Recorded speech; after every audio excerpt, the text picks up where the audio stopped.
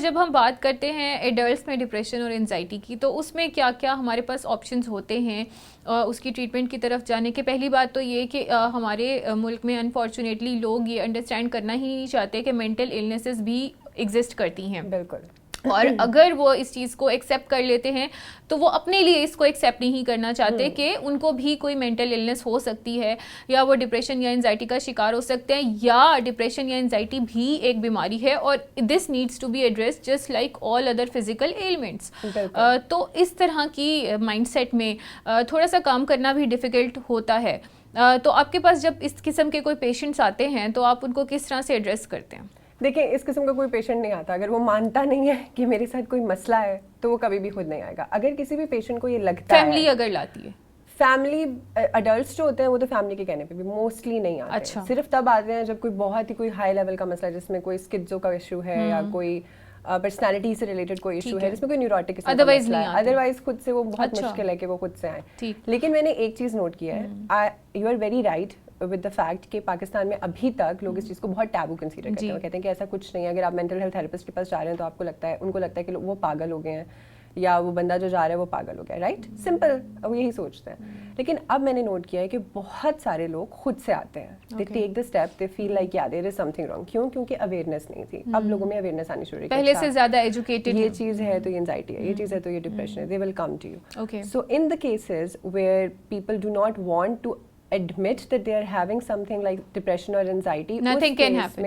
हाँ, उस केस में मुश्किल है। लेकिन आप ये करते हैं कि अगर आपको कोई फैमिली मेंबर आके कह रहे हैं कि मेरे भाई के साथ ये मसला है, मेरी बहन के साथ ये मसला है, मेरे हस्बैंड के साथ है, आप उसको एजुकेट करते हैं। फिर ओके, केयर टेकर को या केयर गिवर को इस तरह से उसको आहिस्ता आहिस्ता कन्विंस करना शुरू करें, इनडायरेक्टली, पैसिवली। जब आहिस्ता आहिस्ता उस बंदे के दिमाग में ये चीज़ जाती है, बात जाती है, उसको अपने सिम्टम्स वो रिलेट कर पाता है कि हाँ मेरे साथ ये हो रहा है, कुछ हो रहा है इस तरह से। सो फिर आहिस्ता आहिस्ता वो कन्विंस हो जाता है। ठीक है। It's not that he does not want to be okay, but the thing is कि जो हमारा माइंड है, हम जब कॉन्स्टेंटली एंशियस स्टेट में रह रहे हैं बचपन से लेके अब तक for a long long time, हमारे माइंड का ये सर्वाइवल मोड है।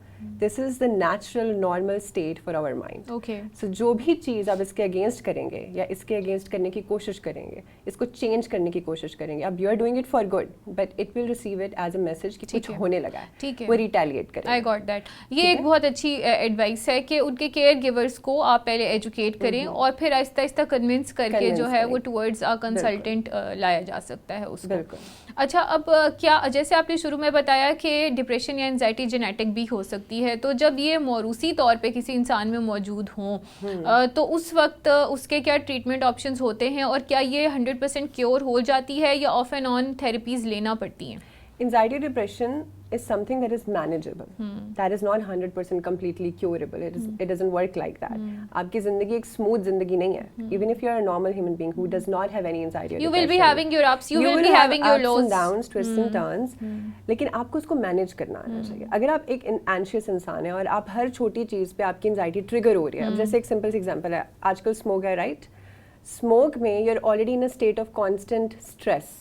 अगर आप ऑलरेडी एंशियस हैं तो ये चीज़ आपकी एंजाइटी को मजीद बढ़ा देगी। अब इस सिचुएशन में बहुत से लोगों की एंजाइटी मजीद बढ़ी हुई होगी, इरिटेबल होंगे, स्लीप डिप्राइव्ड होंगे, मजीद वो पूरा साइकिल रिपीट हो रहा होगा। जिन लोगों के साथ ये जेनेटिक मसला है, अब ये it is kind of similar to that, कि जिन लोगों के पास साथ ही इनहेरिटेड मसला है या जेनेटिक मसला इस तरह से है, वो क्या करते हैं कि वो थेरेपी लेते हैं, they deal with their symptoms. कुछ सिम्टम्स ऐसे हैं जो कम्प्लीटली तौर पे एलिमिनेट हो जाते हैं, जो कम्प्लीटली तौर पे ख़त्म हो जाते हैं, तो that helps them a lot. वो जब सिम्टम्स ख़त्म होते हैं तो बाकी की चीज़ें मैनेज करना, उनको जब अपनी टेक्निक्स पता चलती हैं कि मेरी पर्सनालिटी ऐसी है, मुझे अपने आप को एंशियस स्टेज में ऐसे मैनेज करना है, तो आसानी से उसको मैनेज कर पाते हैं। बिल्कुल ठीक। अच्छा, मुझे ये बताइएगा कि जो लोग, जैसे आपने शुरू में बताया कि जो लोग इसको मैनेज करते हैं उसके साथ साथ उनको थेरेपीज दोबारा भी लेनी पड़ती है, तो क्या ये रिवर्ट होता रहता है, आता रहता है और जाता रहता है डिप्रेशन और एंजाइटी? बेसिकली मैंने नहीं कहा कि बार बार लेनी पड़ती। सो व्हाट हैपेंस इज कि आपको अगर एक दफ़ा आपने अपनी थेरेपी का कोर्स कंप्लीट कर लिया है तो you have all the hold in your life.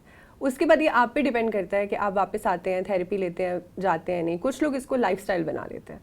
Every now and then they come to the therapist, they take some sessions, फिर वो चले जाते हैं, they are completely fine, they just want to get everything out of their head, they want the catharsis, they want to be heard, तो catharsis के बाद वो settle हो जाते हैं। कैथारसिस के बाद they use some techniques and they are fine.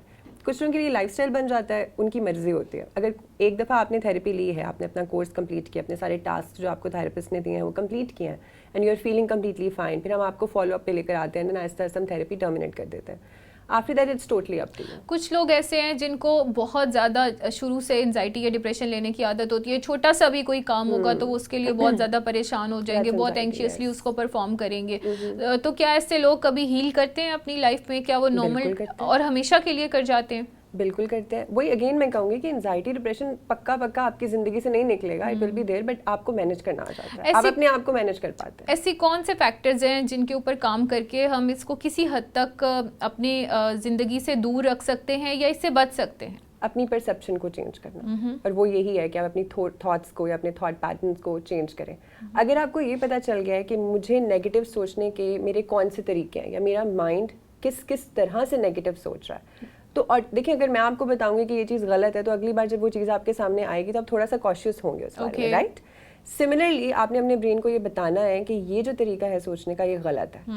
आपकी परसेप्शन चेंज हो जाएगी, आप जिस तरह से दुनिया को देख रहे हैं वो चीज़ चेंज हो जाएगी, वो तरीका चेंज हो जाएगा। जब वो चेंज होगा तो आप मतलब आपने जो भी सोचना है वो पॉजिटिव सोचना है और पॉजिटिव तरीके से चीज़ों को लेके चलना है।